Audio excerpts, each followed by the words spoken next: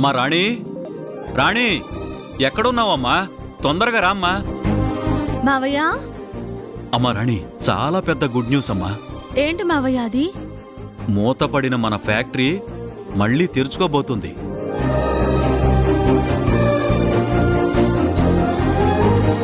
ఏ అధికారులు సీజ్ చేశారో అదే అధికారులు గౌరవంగా మళ్ళీ మన ఫ్యాక్టరీని తెరుచుకోమని లెటర్ ఇచ్చారమ్మా. ఏంటి నాన్న, మీరు చెప్పేది నిజమా? ఇలాంటి విషయాల్లో అబద్ధం ఎందుకు చెప్తాన్రా? 100% నిజం. సేఫ్టీ మెజర్మెంట్స్ లేవని లేనిపోనివన్నీ నిందలు వేసి అన్యాయంగా మన ఫ్యాక్టరీని సీజ్ చేశారు. కానీ గోపి ఈ విషయంలో మనకు ఎంతో హెల్ప్ చేశాడు. ఆ ఫ్యాక్టరీ తనే చెక్ చేసి అక్కడ ఎలాంటి ప్రాబ్లం లేదు, సీజ్ చేయడం తప్పు అని కలెక్టర్ హోదాలో రిపోర్ట్ ఇచ్చాడంట. దాంతో అధికారులు దిగొచ్చి ఫ్యాక్టరీ ఓపెన్ చేసుకోవచ్చని లెటర్ ఇచ్చారు.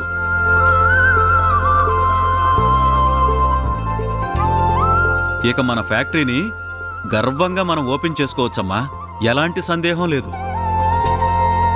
అమ్మా రాణి, ఇది నువ్వు సాధించిన విజయమే తల్లి.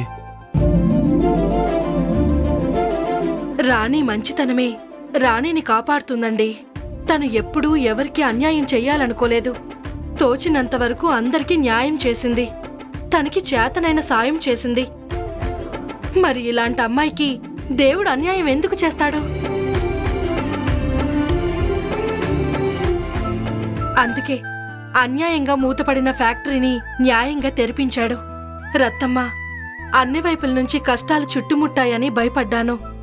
కాని నిజంగా దేవుడున్నాడు. మన కష్టాలు తీరే మార్గాన్ని కూడా చూపించాడు. తప్పుగా మాట్లాడుతుంది సీతమ్మ కాదమ్మా, నువ్వు.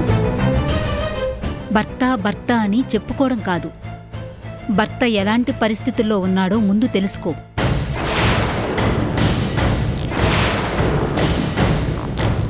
అసలు ఈ పరిస్థితికి ఎందుకొచ్చాడు, ఎవరి వల్ల వచ్చాడో ముందది తెలుసుకుని మాట్లాడు. అప్పుడు నువ్వు భార్యవనిపించుకుంటావు. నువ్విలా ఉన్నావు కాబట్టి ఆ బాబు అలా తయారయ్యాడు. నీకు కోపం వచ్చినా బాధ అనిపించినా ఇదే నిజం సమంత. అసలు వంశీ విషయంలో ఏం జరిగిందో నీకు తెలుసా?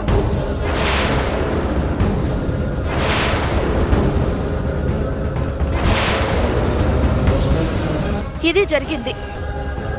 అలా వంశీ అందరికీ దూరమై అనుకోని పరిస్థితుల్లో మాకు కనిపించాడు. హాస్పిటల్కి తీసుకెళ్లి ట్రీట్మెంట్ చేయించి కళ్యాణ్ సార్ ఇక్కడికి తీసుకొచ్చారు. ఇప్పుడు వంశీకి ఈ ప్రపంచంలో జరుగుతున్నది ఏదీ కూడా తెలీదు. తను మనందరిలో ఉన్నాడు అంటే ఉన్నాడు అంతే, కానీ వాస్తవంలో మాత్రం బ్రతకడం లేదు. తన లోకంలో తను బ్రతుకుతున్నాడు. అందుకే ఈ కోపతాపాలు, కన్నీళ్లు ఇవేవీ కూడా వంశీ మనసును చేరడం లేదు. మళ్ళీ వంశీని బాగు చేసుకోవాలి, మామూలు మనిషిని చెయ్యాలి. దానికోసం నేను, కళ్యాణ్ సార్ వంశీకి ట్రీట్మెంట్ ఇస్తూ తనని మానసికంగా కోలుకునేలా చేస్తున్నాము. ఇదంతా నీ పుణ్యమే కదా. నా వంశీ ఇలా తయారయ్యాడంటే దాని కారకురాలు నువ్వే కదా. ఇప్పటికి నీ కళ్ళు చల్లబడ్డాయా? ఇప్పటికైనా నీ మనసు శాంతించిందా? నన్ను నా వంశీని కలుపుతానని నువ్వు నాకు మాటిచ్చావు. మా ఇద్దరి జీవితాలు నిలబెడతానని నువ్వు చెప్పావు. ఇదేనా నీ మాట నువ్వు నిలబెట్టుకునే పద్ధతి? నా వంశీని మాత్రం ఇలాంటి పరిస్థితికి తీసుకొచ్చి నిలబెట్టావు. ఇక నా వంశీని ఎలా చూసుకోవాలో నాకు తెలుసు. తనని ఇక్కడ ఒక్క క్షణం కూడా ఉంచను. నేను తీసుకువెళ్తాను. రా వంశీ. వద్దు సమంత, వంశీ ఇక్కడే ఉండాలి. తనని మేం చూసుకుంటాము. వంశీని మామూలు మనిషిని చేసి నీ దగ్గరికి పంపిస్తాము. దయచేసి వంశీని వదిలే. ఇంక నీకు మాట్లాడే అర్హత లేదు. నా భర్త నాతోనే ఉంటాడు. తనని మామూలు స్థితికి ఎలా తీసుకురావాలో నాకు బాగా తెలుసు. తప్పుకో. సమంత,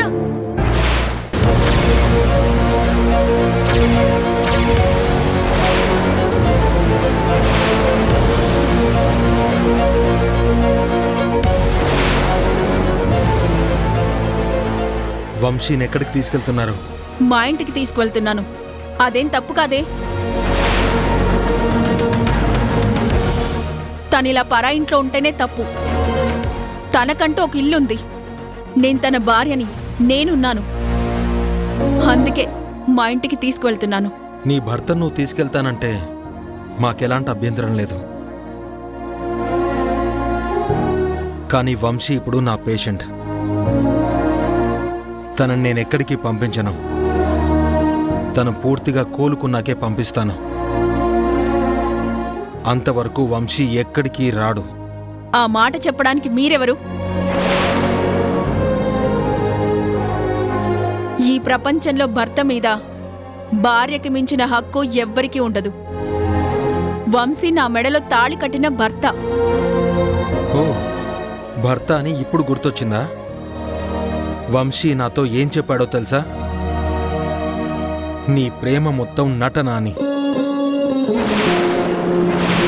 తను నీ దగ్గర బ్రతకలేనని చెప్పాడు.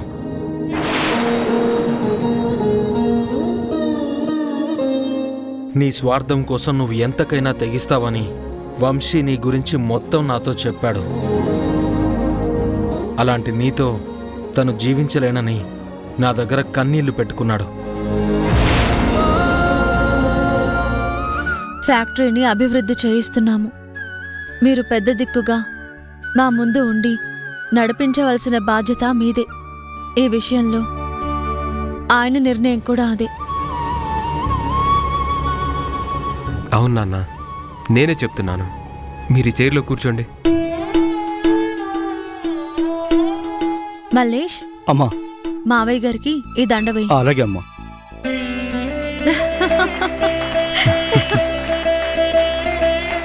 వీరయ్య, అమ్మా, మావయ్య గారికి వేయండి.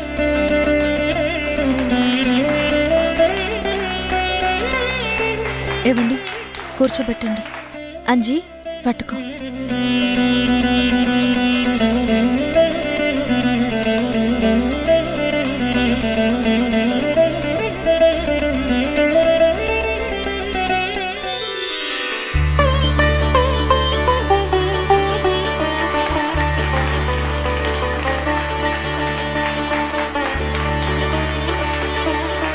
బాబు గారు, ఒకప్పుడు మీరు ప్రవర్తించిన ప్రవర్తనకి మేమందరం మిమ్మల్ని తప్పుగా అర్థం చేసుకున్నాము.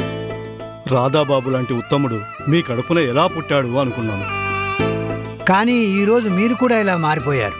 మా అందరికీ చాలా సంతోషంగా ఉంది బాబు. మన ఫ్యాక్టరీని మరింత అభివృద్ధి చేసుకుందామని మీరందరూ మాట ఇవ్వండి.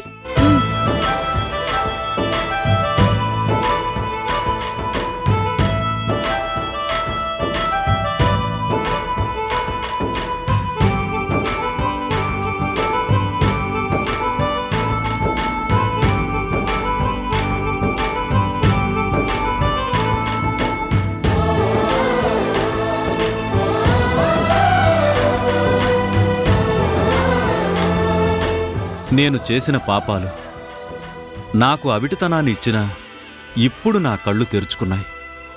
ఎంత కష్టమైనా సరే ఈ ఫ్యాక్టరీ అభివృద్ధికి నేను కూడా మీతో కలిసి ఎంతో కృషి చేస్తానని మాటిస్తున్నాను.